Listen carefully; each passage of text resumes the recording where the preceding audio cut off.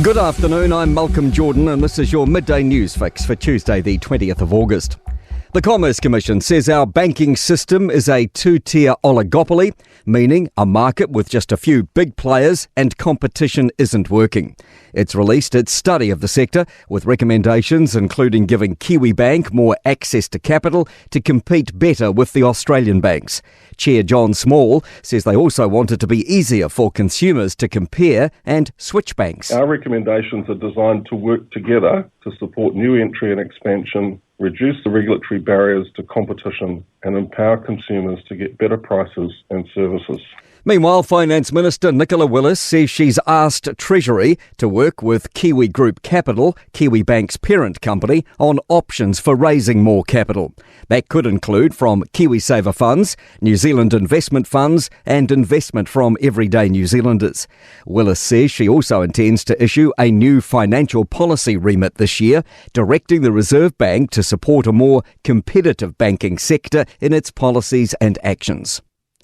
Disbelief over the death of a Tongan grandfather fatally shot in his courier van.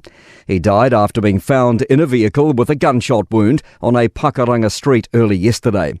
Relatives and friends say he is Sire Kokohu V, describing him as a kind and smiling man. Police have launched a homicide investigation and are hunting for suspects. Howick councillor Maurice Williamson says this is shattering for the community. It's a ghastly change that we're seeing in society right across the board, and I think a lot of residents out here are really shocked by it. The father of a New Zealander who's survived the sinking of a super yacht off Sicily's coast tells our newsroom she's shaken up. Lawyer Ayla Ronald was among 15 rescued after the Bayesian was hit by a tornado. One person's died and 6 people are still missing, but MFAT says 2 Kiwis on board are understood to be accounted for. The US Democratic National Convention is about to begin in Chicago. Vice President Kamala Harris and her running mate, Governor Tim Walz, will be accepting their candidate nominations for President and Vice President. Over the next 4 days, party officials and celebrities, including our former Prime Minister, Dame Jacinda Ardern, will take part. Auckland University's Tim Fadgen says the party will want to maintain Harris's momentum. Over the next several days, they're going to introduce her more fully as a candidate to the American people in terms of her background and beliefs. More homes are being bought and sold, but home prices are continuing to decline. Latest figures from the Real Estate Institute show the national median house price was $753,000 last month. That's down 2.2% on a year ago.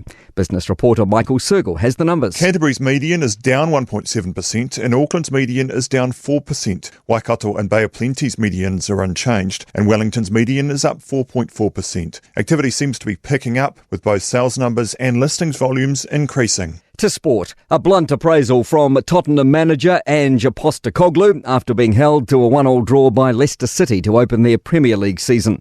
Spurs had 73% of possession but only managed 6 shots on goal. World Tennis number 3. Aryna Sabalenka has breezed through the Cincinnati Open without dropping a set, defeating Jessica Pegula 6-3, 7-5 in the final. And the Tactics have made a splash on the transfer market in netball's ANZ Premiership, signing shooter Martina Salmon for the 2025 season.